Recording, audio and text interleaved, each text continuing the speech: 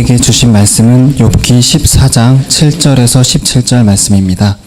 나무는 희망이 있나니 찍힐지라도 다시 움이 나서 연한 가지가 끊이지 아니하며 그 뿌리가 땅에서 늙고 줄기가 흙에서 죽을지라도 물기운에 움이 돋고 가지가 뻗어서 새로 심은 것과 같거니와 장정이라도 죽으면 소멸되나니 인생이 숨을 거두면 그가 어디 있느냐.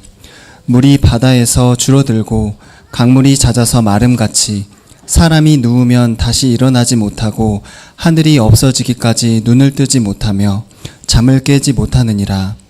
주는 나를 스올에 감추시며 주의 진노를 돌이키실 때까지 나를 숨기시고 나를 위하여 규례를 정하시고 나를 기억하옵소서.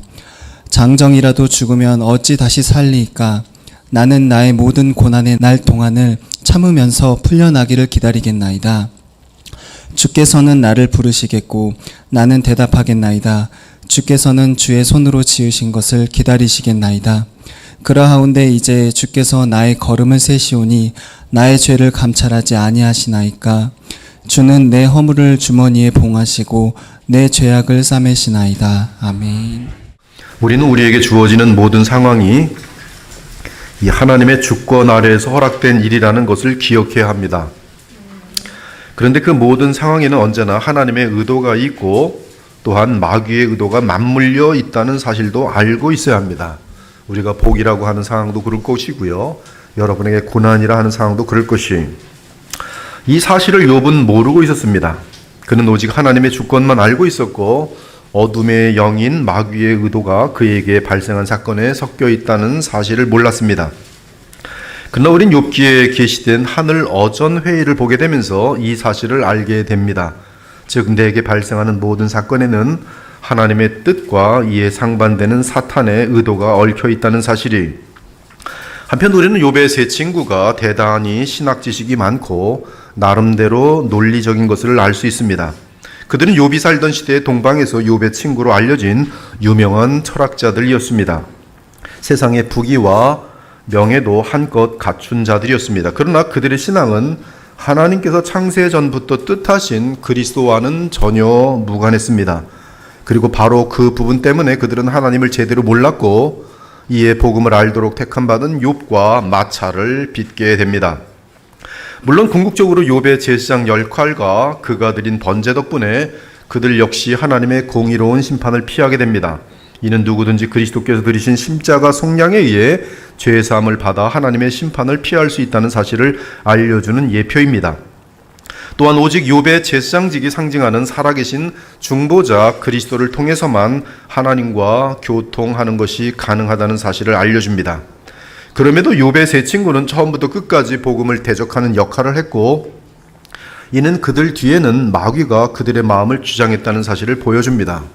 이로 보건대 누구든지 가인처럼 복음이 담기지 않은 신의식을 가질 수 있으며 심지어 인간의 공로와 열정을 담은 예배까지 드릴 수 있지만 결국 하나님이 받지 않으시는 헛된 예배를 드린다는 사실도 알 수 있습니다. 오직 하나님의 아들 예수 그리스도를 통한 예배만이 하나님께 상달됩니다. 그것이 바로 우리 주 예수께서 말씀하신 참 예배예요. 아버지께 참되게 예배하는 자들은 영과 진리로 예배할 때가 오나니 곧 이때라. 아버지께서는 자기에게 이렇게 예배하는 자들을 찾으시느니라. 하나님은 영이시니 예배하는 자가 영과 진리로 예배할지니라. 사랑하는 여러분, 우린 욥기를 다루면서 또 한 가지를 알아야 하는데 그것은 다름 아닌 계시의 점진성입니다. 욥은 구약 시대에 복음의 초보 계시를 받았습니다. 그가 번제를 드린 것과 하나님을 여호와로 부른 것으로 보아 그는 언약의 하나님을 믿었으며 또한 하나님의 은혜 언약이 담고 있는 메시아의 대속을 희미하게나마 바라본 것을 알 수 있습니다. 그러나 하나님의 아들이 이 땅에 오셔서 신자들의 죄값을 치르기 위해 대속자가 되신다는 사실에 대해서는 아직 뚜렷하게 알지 못했고 하나님의 아들로 인한 거듭난 생명을 받은 사람들은 죽음 이후에 영광의 부활이 있다는 사실도 아직은 분명하게 알지 못했습니다.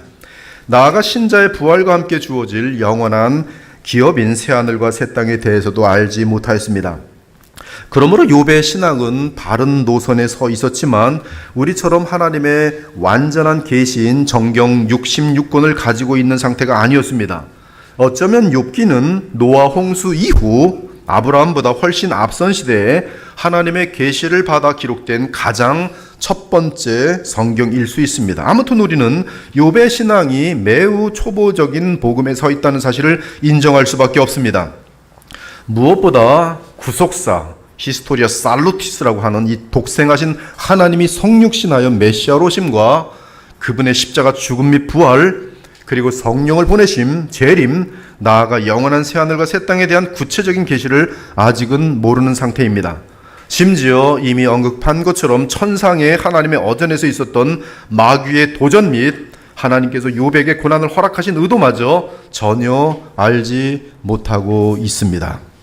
사랑하는 여러분, 인간 사회에 나타나는 모든 고통은 근본적으로 죄로 인한 것입니다.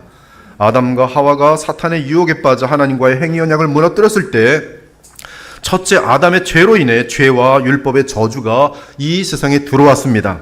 율법의 저주는 고통과 죽음이었어요. 물론 아담이 죄에 빠지지 않았더라면 모든 우리 인간들은 그 어떤 고통도 경험하지 않았을 것입니다. 하지만 우리 모든 인류를 대표하는 아담과 하와는 하나님과의 행위 언약을 깨뜨렸고 그로 인해 이 세상에 죄와 죽음과 고통이 들어왔어요.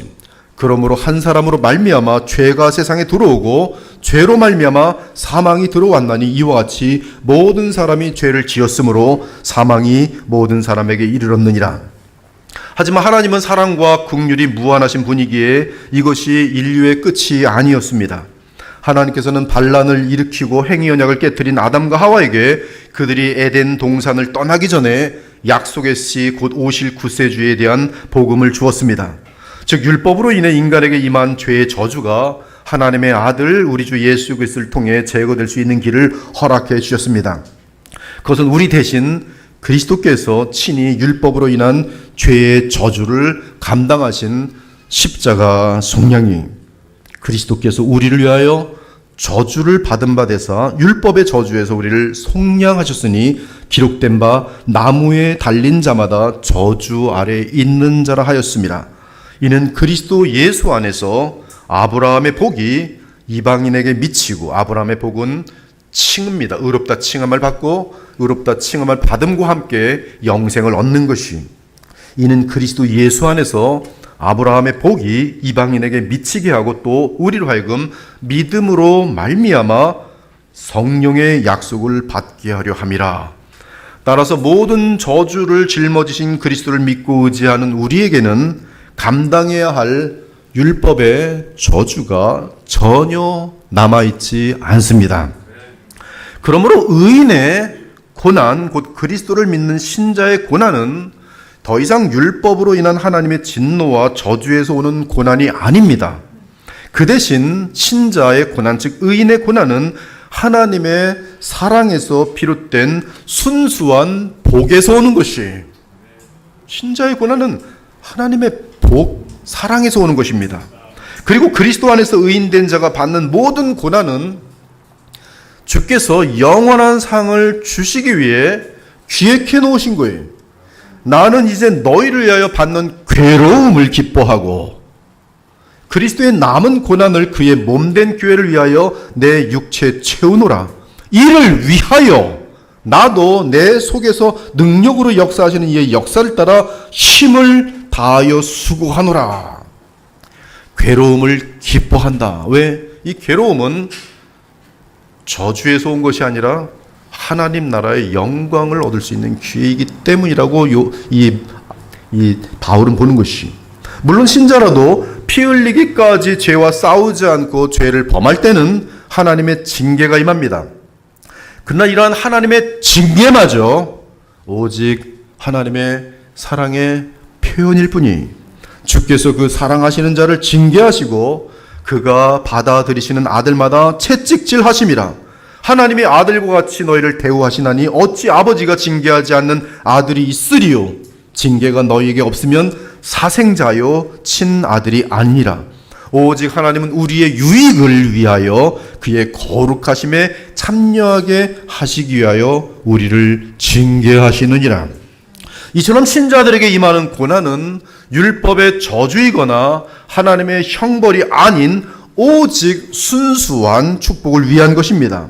우리는 욥이 하나님께서 그를 가장 자랑스럽게 여기시며 기뻐하시는 사람이기 때문에 고난을 받게 된 사실을 알고 있습니다. 그가 받은 고난은 그가 지은 어떤 죄악에 대한 하나님의 징계가 아니며 또한 욥의 어떤 연약한 죄성을 고쳐주기 위한 교정수술 같은 고난이 아니었습니다. 단지 그가 가진 참된 믿음을 확인하고 더욱 연단하기 위한 것이었어요. 즉 욥의 고난은 하나님께서 욥의 믿음을 온 천하에 칭찬하시자 사탄이 욥의 믿음을 무너뜨리겠다고 던진 도전장 때문에 비롯되었습니다. 이에 하나님은 사탄의 시험을 허락하셨던 것이, 그러므로 욥이 사탄의 시험을 이기고 믿음을 지키면 그의 믿음은 연단을 거쳐 확증되면서 하나님께 큰 영광을 돌리게 되는 것입니다. 그리고 하나님께 영원토록 인정받는 믿음이 되며 이에 따른 영원한 영광을 얻게 되는 것이. 그런데 이러한 욥의 고난은 놀랍게도 새 언약 시대에 성도들이 복음으로 인해 당하는 고난과 동일한 종류라는 사실을 여러분 아십니까? 부당하게 고난을 받아도 하나님을 생각함으로 슬픔을 참으면 이는 아름다우며, 선을 행함으로 고난을 받고 참으면 이는 하나님 앞에 아름다우니라. 이를 위하여 너희가 부르심을 받았으니, 고난을 받도록 하기 위하여 하나님으로부터 그리스도 안에서 부르심을 받았으니, 그리스도도 너희를 위하여 고난을 받으사 너희에게 본을 끼쳐 그 자취를 따라오게 하려 하셨느니라. 그러므로 너희가 이제 여러 가지 시험으로 말미암아 잠깐 근심하게 되지 않을 수 없으나 오히려 크게 기뻐하는도다. 너희 믿음의 확실함은 불로 연단하여도 없어질 금보다 더 귀하여 예수 그리스도께서 나타나실 때에 칭찬과 영광과 존귀를 얻게 할 것이니라. 영원한 칭찬, 영원한 영광, 영원한 존귀를 얻을 수 있는 것이 어떻게 하면 우리가 이 땅에서 복음으로 인하여 애매한 부당한 고난 당할 때, 그러면서 믿음을 지킬 때. 하지만 욥은 그가 받는 고난에 대해 정확한 이유와 목적을 알지 못했습니다. 그러나 그는 고난을 받는 가운데 깊게 기도하면서 모든 인간에게 있는 작은 죄악마저도 완전하게 거룩하신 하나님의 심판 대상이 된다는 사실을 알게 됩니다. 여러분, 깊은 고난을 당하게 되면요, 이 생각의 레벨이 일반 사람의 9배가 됩니다. 그래서 디프레션에 빠지든지 그 생각, 그 분야에 대해서 전문가가 되도록 되어 있어요. 그 고난의 난이도에 따라서 여러분의 생각이 굉장히 많이 깊어집니다. 계속. 근데 지금 욥은 고난 가운데 계속 생각하죠. 생각 안 할 수가 없죠. 왜 내가 당했을까? 이 일이 무슨 의미일까? 하나님은 왜 이러실까? 그러면서 기도합니다. 그러다가 그는 이것은 내가 있는 정말 사람들이 말하는 그런 큰 죄가 아니더라도 인간에게 있는 죄에 대해서 하나님의 공의 앞에서는 이러한 재앙을 받는 것, 그것은 아무런 문제가 없는 것이구나. 심판 대상이 되는구나. 그러므로 그것을 깨닫고 지난번에 그는 하나님과 신자 사이에 중보자가 반드시 필요하다는 것을 깨닫게 됩니다. 따라서 그는 중보자가 나타나시기를 부르짖었어요. 가령 내가 말하기를 내 불평을 잊고 얼굴 빛을 고쳐 즐거운 모양을 하자 할지라도 내 모든 고통을 두려워하나니 이는 주께서 나를 죄 없다고 여기지 않으실 줄을 아나이다. 내가 정죄하심을 당할진대 내가 눈 녹은 물로 몸을 씻고 잿물로 손을 깨끗하게 할지라도 주께서 나를 개천에 빠지게 하시리니 내 옷이라도 나를 싫어하리이다. 하나님은 나처럼 사람이 아니신즉 내가 그에게 대답할 수 없으며 함께 들어가 재판을 할 수도 없고 우리 사이에 손을 얹을 판결자도 없구나. 이 판결자가 지난번에 중보자가 없구나라는 뜻으로 우리는 분명히 70인경을 통해서 확인했어요. 주께서 그의 막대기를 내게서 떠나게 하시고 이 판결자 덕분으로 말미암아 그의 위엄이 나를 두렵게 하지 아니하시기를 원하노라. 그리하시면 내가 두려움 없이 하나님을 만나리라. 나는 본래 그러나 그렇게 할 수 있는 자가 아니니라. 얼마나 깊은 깨달음인지 아세요? 이렇게 중보자를 필요로 하며 주께 요청한 욥은 다시 하나님께 아뢰입니다. 자신의 괴로운 마음을 하나님께 털어놓습니다. 자신은 하나님을 진실로 믿어왔으며 언제나 순전함을 지켜왔다고 토로합니다. 평생 주를 향한 믿음을 저버린 적이 없다고 고백합니다. 사랑하는 여러분, 사실 이 세상에 살면서 누군가에게 마음속 깊은 사연과 슬픔을 나눌 수 있다면 그 사람은 행복한 사람이, 부부가 자신의 모든 깊은 마음들과 사연들을 다 나눌 수 있으면 그 부부는 아무도 필요 없이 너무 행복합니다. 행복한 사람이. 특히 전능하신 하나님께 자신의 깊은 마음의 세계를 그대로 토로하며 대화를 나눌 수 있는 사람은 참으로 행복한 사람이. 욥이 하나님 앞에서 토로합니다. 내 영혼이 지금 나의 삶을 싫어합니다. 견딜 수 없습니다. 그러므로 내 원통함을 발설합니다. 내 마음이 비록 이 괴로움을 말하더라도 하나님이여 나를 정죄치 마시옵소서. 왜 제게 이러한 고통과 고난을 주시는지 그 이유를 알게 하여 주소서. 주께서는 주의 손으로 지은 저를 학대하시고 멸시하시면서 왜 악인에게는 허락하시는지요. 여기서 욥이 말하는 악인은 지금 대화 중에 있기 때문에 그 악인 욥의 세 친구들이, 주의 눈은 육신의 눈이 아니시니 모든 것을 다 꿰뚫어 보지 않으십니까? 제 마음과 동기를 알지 않으십니까? 지금까지 제가 보인 충성스러운 마음과 삶을 다 아시지 않습니까? 주의 날은 인생의 날이 아니며 주의 해는 인생의 해가 아니기에 제 삶 전체를 처음부터 지금까지 다 아실 텐데 왜 나의 작은 허물까지 찾아내시고 나의 모든 죄를 조사하여 결국 이렇게 형벌을 내리십니까? 하나님께 지금 토로하는 거예요. 진심으로 자신의 모든 의심과 이 모든 것들을 지금 토로하고 있어요. 그러면서 욥은 자신이 하나님 앞에서 악을 행하지 않고 흠없이 살아왔다고 하소연합니다. 주께서는 제가 악하지 않은 줄을 아시나이다. 주님은 제 마음속을 속속들이 다 아십니다. 이렇게 자기 마음을 하나님 앞에서 진실하게 하소연한 욥은 하나님께서 그를 어떻게 만드시고 어떻게 돌보셨는지를 회고합니다. 하나님이 자신을 얼마나 사랑하셨는지를 태어날 때부터 기억하는 것이, 하나님께서는 정성스럽게 저를 만드시지 않으셨습니까? 흙으로 제 몸을 만드시고 가죽과 살, 뼈와 힘줄을 만드신 후 생명과 은혜를 주셨습니다. 그 제 영혼을 지금까지 평생 지켜주셨습니다. 그런데 왜 지금은 저의 작은 허물까지 마음에 두시고 용서하지 않으시고 화를 내시는지요? 제 양심에 거리끼는 것이 없음에도 머리조차 들지 못할 정도로 이러한 고통과 비참을 당하게 하시니 도대체 이해할 수가 없습니다. 제가 느껴왔던 알아왔던 하나님은 이런 분이 아니신데, 그리고 제가 조금이라도 머리를 드는 듯하면 하나님께서는 성난 사자처럼 저에게 달려들어 전혀 고개를 들지 못하게 하십니다. 특히 욥은 그의 세 친구가 주는 고통 때문에, 이것은 지금 종류가 다른 고통이에요. 막 욕지거리가 나오게 하는 고통이에요. 있지도 않은 걸 가지고 너는 뭐 지금 죄인이다 뭐 토설하라 이러고 앉아있으니까. 이 세 친구가 주는 고통 때문에 하나님께 하소연합니다. 10장 17절 심지어 하나님께서 증인들을 세워 저를 치십니다. 진노를 도하십니다. 군대를 모아서 치시는 듯합니다. 왜 저만 유독 미워하십니까? 친히 증인을 세우실 만큼 왜 저의 작은 허물을 혹독히 다루십니까? 그러면 왜 저를 태에서 나오게 하셨는지요? 이러한 고통을 당하느니 태어나기 전에 죽었더라면 훨씬 나을 뻔했습니다. 태어나자마자 무덤으로 갔더라면 얼마나 좋았겠습니까? 이 표현들은 지금 욥이 얼마나 지금 고통스러운지 말로 다 표현 못하겠다는 뜻이죠. 심지어 욥은 인간이 견딜 수 있는 고통이 한계가 있어요. 사람마다 다르겠지만 인간이 견딜 수 있는 고통이 한계를 넘으면 이제 숨을 거두는 것이. 근데 욥이 느낍니다. 지금 이 고통이 거의 나의 죽음을 가져다주는 순간이 다가오는 걸 느껴요. 그러므로 지금 죽음이 코앞에 있는 것을 정말로 느끼면서 고백합니다. 하나님께 간절히 호소해요. 지금 마귀는 숨만, 이 생명만 뺏지 못하지 그가 행할 수 있는 맥시멈으로 고통을 줄 수 있어요. 지금 그렇잖아요. 지금 이제 제가 살아있을 날이 며칠 안 남았습니다. 지금 욥은 지금 느끼는 거예요. 지금 곧 죽겠다. 이 너무 아프고 힘들어서. 그러니 하나님, 이제 노를 거두시고 저의 짧은 남은 시간만이라도 평안하게 하소서.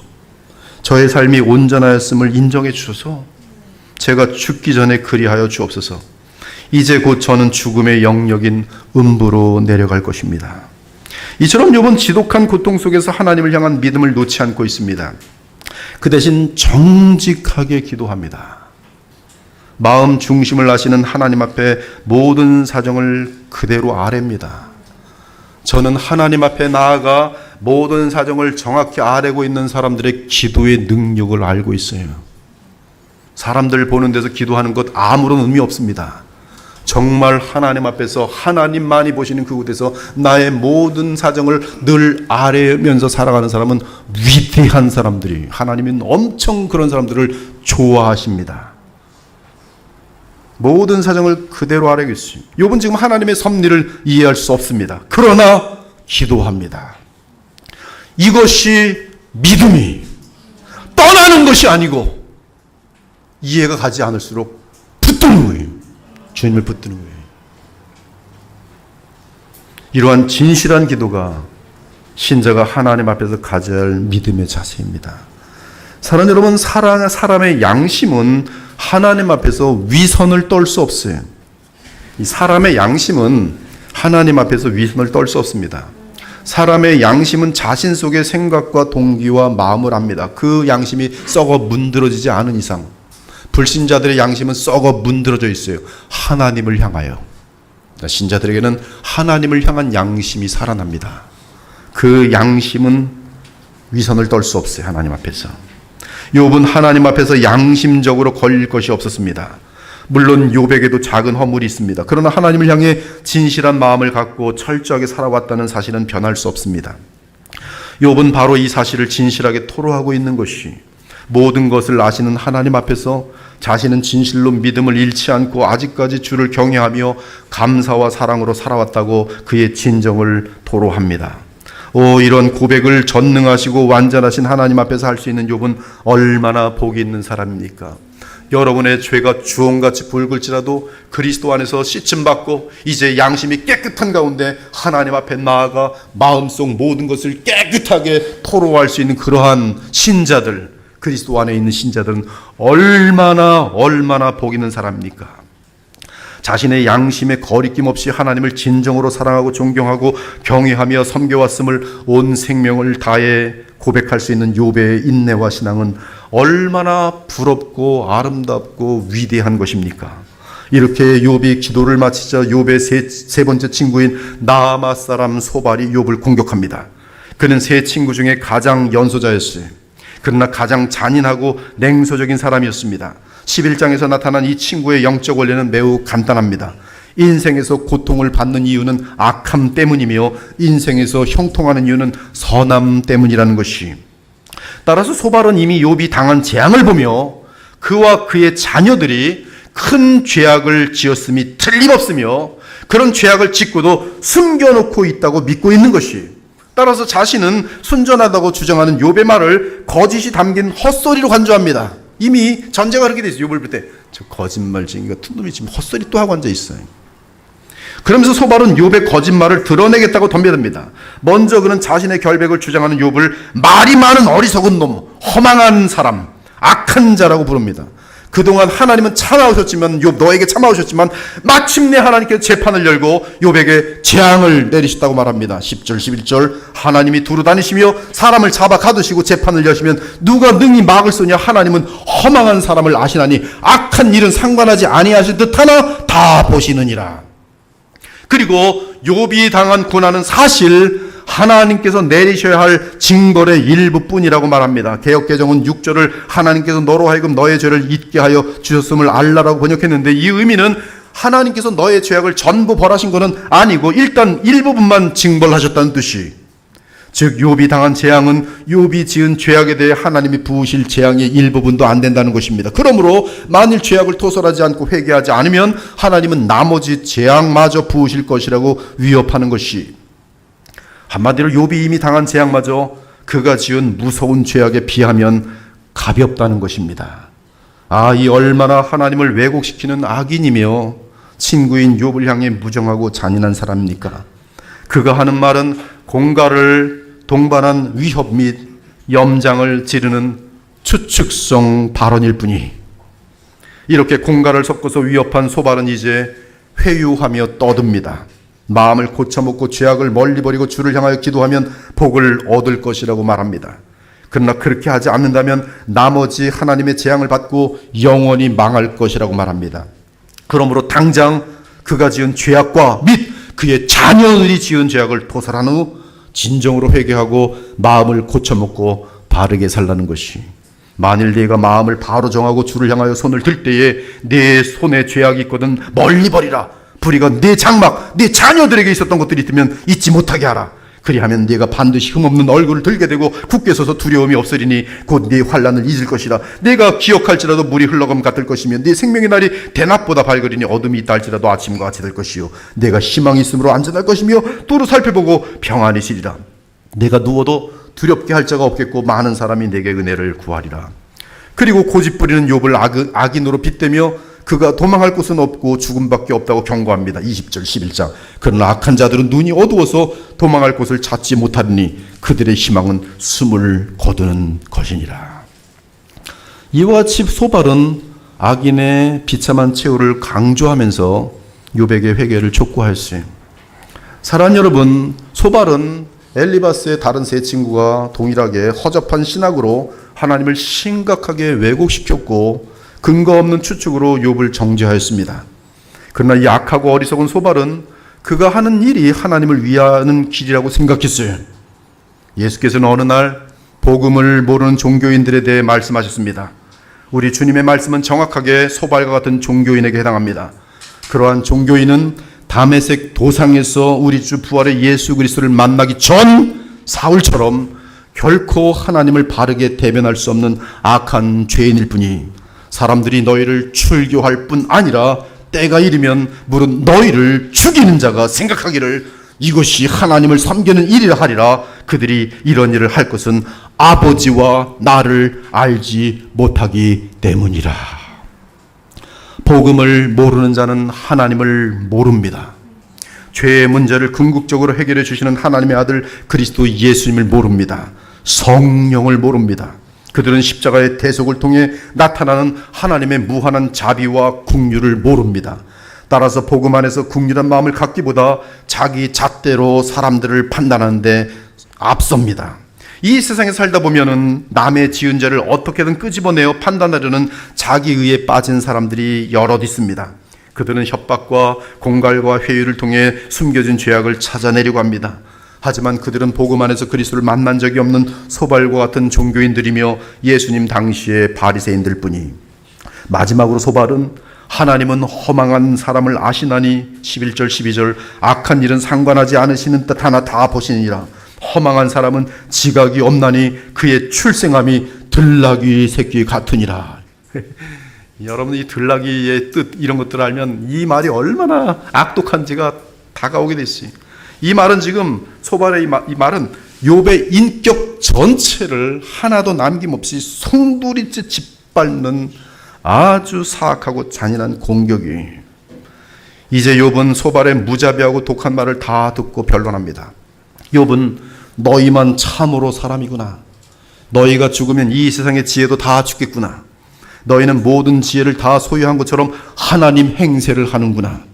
하지만 너희가 말하는 정도의 상식을 모르는 자가 누구겠느냐? 내가 너희만 못한 줄 아느냐? 욥은 계속 말합니다. 내가 하나님께 부르짖으며 주의 응답을 구하고 있는 모습을 보고 너희는 오히려 비웃고 조롱하는구나. 하지만 너희가 나를 조롱하더라도 나는 의롭고 온전하다는 사실을 부인할 수는 없구나. 그리고 욥은 복음을 모르는 세 친구를 향해 예리하게 대답합니다. 5절 이하 12장. 아니라고 생각하기에 게으른 너희 같은 자들은 재앙당한 자를 보면 무조건 멸시하지. 그래서 재앙당한 자로 하여금 더욱 실족하게 하고 더욱 괴롭게 하고 더욱 고통을 당하게 하지. 그는 너희의 조롱과 멸시의 생각이 틀린 증거를 한 가지 되겠다. 어떤 때는 강도의 장막이 형통하고 하나님을 진노케 하는 자들이 평안하고 심지어 하나님의 복을 받아 풍성하게 사는 때도 있지 않느냐. 지금 이 세상도 그렇잖아요. 남의 등쳐먹고 사는 사람 얼마나 잘 삽니까? 아, 어리석은 자들아, 너희는 먼저 짐승에게서 배우라. 너희 지혜는 짐승의 지혜만도 못하구나. 공중의 새와 바다의 고기에게 배우라. 땅에게 말하라. 땅이 가르치리라. 모든 피조물도 여호와께서 강도의 장막을 형통케 하는 때가 있고 하나님을 진노하게 하는 자가 평안하게 잘 먹고 풍요하게 지낸 때가 있다는 것을 잘 알고 있지 않느냐. 그런데 이 말을 하던 욥이 갑자기 이러한 것들이 이제 복음의 예민한 감각을 가질 때 보이는 거예요. 여호와 12장 9절. 이러한 키가 성경 전체를 해석하는 데 바탕이 되는 거예요. 이 말을 하던 중에 욥이 갑자기 하나님의 이름인 여호와를 부릅니다. 이것들 중에 어느 것이 여호와의 손이 이를 행하신 줄을 알지 못하랴. 이것들 중은 바로 모든 짐승들, 땅, 하늘 이런 모든 피조물들인데 여호와의 손이 이것은 지금 욥이 당한 재앙이에요. 여호와의 손이 나에게 재앙을 내린 것을 이 모든 것이 알지 못하느냐. 여호와는 하나님과 은혜 언약을 맺은 주의 백성이 하나님을 부르는 호칭입니다. 이 호칭은 욥기 1장 2장 그리고 오늘 12장 9절 딱 한 번 나오고 욥에게 주께서 직접 말씀하시는 38장 그리고 모든 것이 회복되는 욥기 40장 42장에 나와요. 근데 욥이 자신과 언약을 맺은 하나님의 호칭인 여호와를 부르며 말합니다. 의롭고 순전한 내게 발생한 이 재앙도 나의 하나님이신 여호와의 손에서 왔도다. 그리고 모든 피조물이 이 사실을 알고 있다는 것이 욥은 선하고 하나님 앞에 온전한데 이 재앙을 당하고 있다는 걸 짐승들도 보고 이런 일이 있어. 저 욥은 얼마나 착한 사람인데 왜 이렇게 끔찍한 일을 당했지?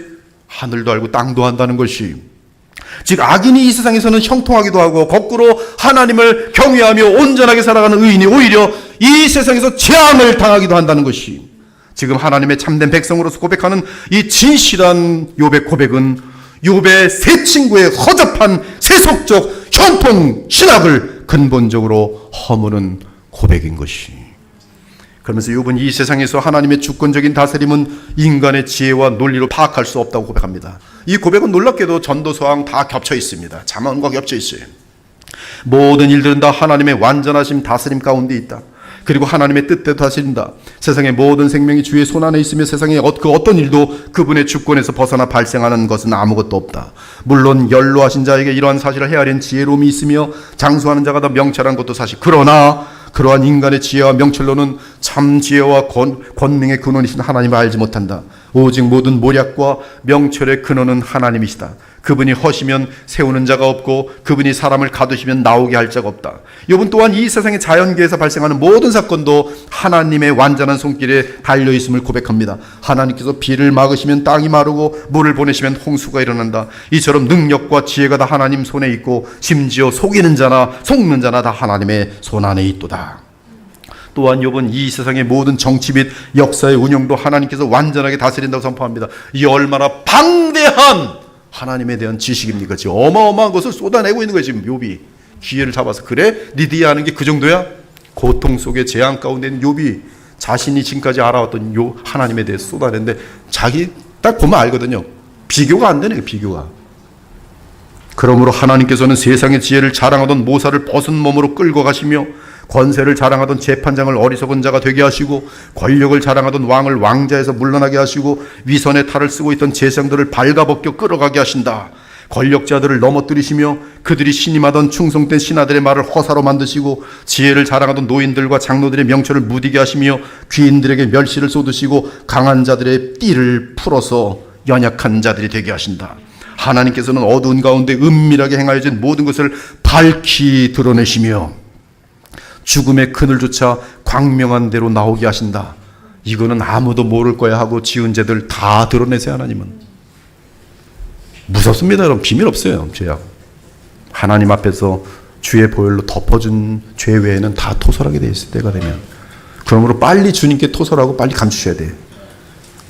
민족을 흥하게도 하시며 다시 멸하기도 하시고 그들을 온 땅에 널리 퍼지게도 하시며 다시 포로로 끌려가기도 하신다. 세상 군주들의 판단을 흐리게 하셔서 그들을 길 없는 거친 들에서 방황하게도 하시며 빛 없는 캄캄한 곳에서 더듬게 하시고 취한 사람처럼 비틀거리게도 하신다. 이처럼 하나님의 지혜와 권능과 섭리와 운영은 너희가 말하는 이 세상의 인과응보적인 원칙과는 달리 인간이 헤아리기에는 너무 높고 깊다. 하나님께서 역사와 사건을 인도하시면 우리의 이해의 한계를 넘어선다. 욥은 변론하는 와중에 복음을 향해 전진합니다. 더욱 생각이 명료해지고 복음적인 깨달음이 깊어집니다. 사실 욥은 여러 달 동안 고통 속에서 기도로 주 하나님을 믿는 믿음 가운데 고난 속에서 더욱 담대해지고 또한 더욱 깊은 깨달음을 얻게 됩니다. 하나님은 아직 욥이 처한 현실을 바꾸어 주지 않으셨지만 놀랍게도 욥은 기도 가운데 복음의 빛을 받게 되면서 더욱 깊은 지혜와 확신을 갖게 됩니다.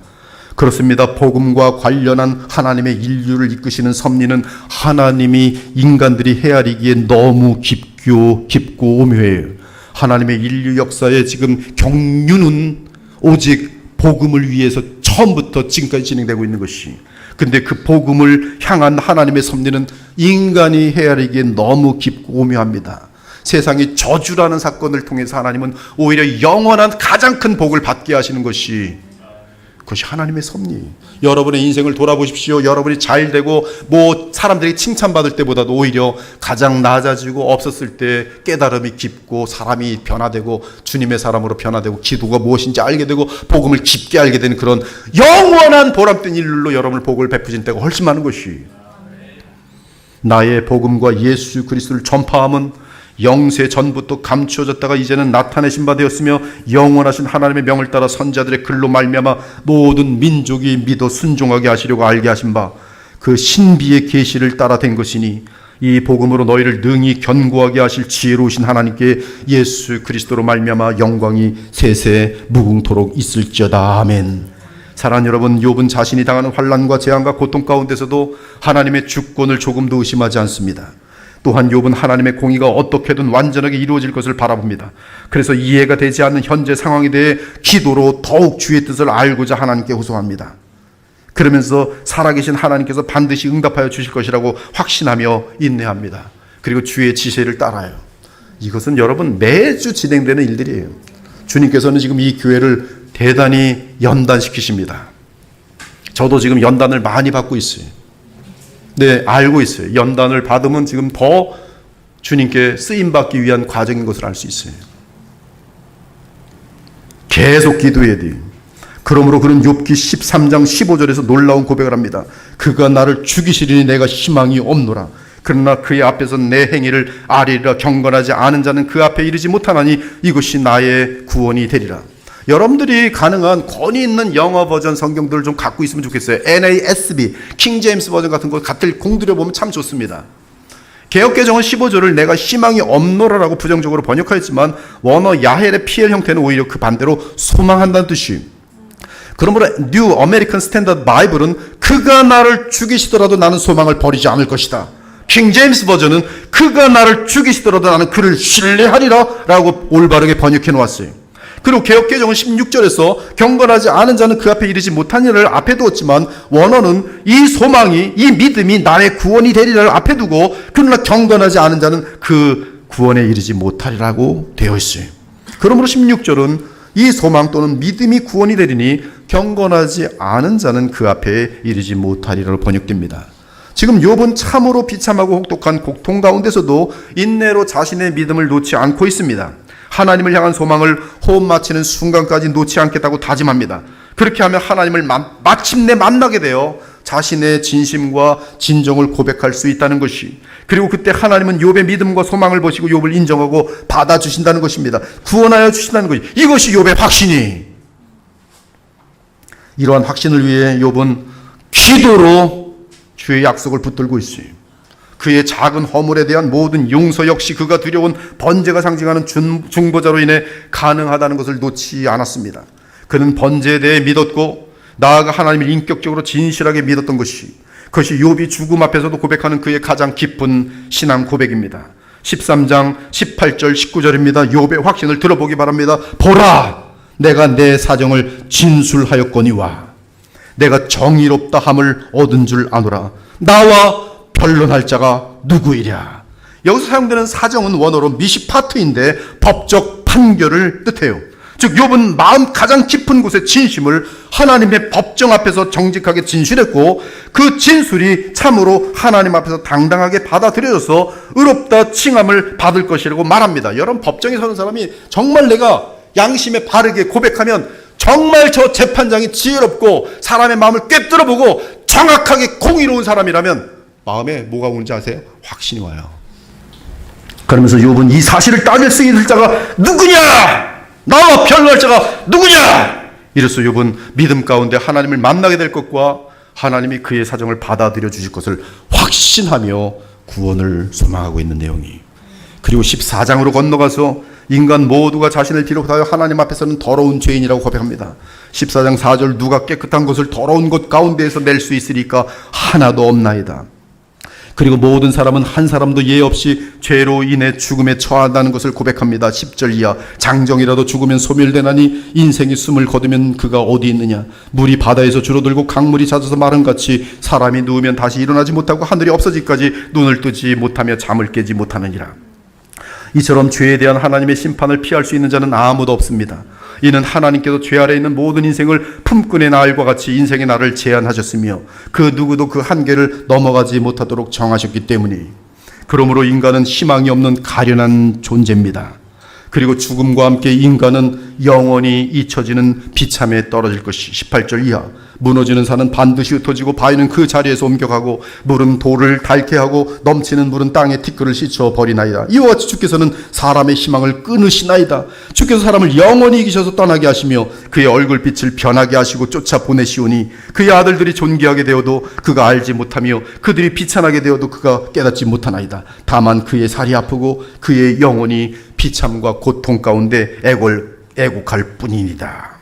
그리고 죄로 인해 죽은 모든 영혼들은 이 하늘이 없어지기 전까지 죽음의 영역에 있게 될 것이. 12절 사람이 누우면 다시 일어나지 못하고 하늘이 없어지기까지 눈을 뜨지 못하며 잠을 깨지 못하느니라.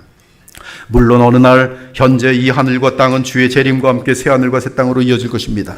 그때 하나님과 그리스도 안에서 교통하는 자들은 영광의 부활로 일어날 것이고 그렇지 못한 자들은 영벌의 부활로 일어나 영원한 불못으로 들어가게 될 것이.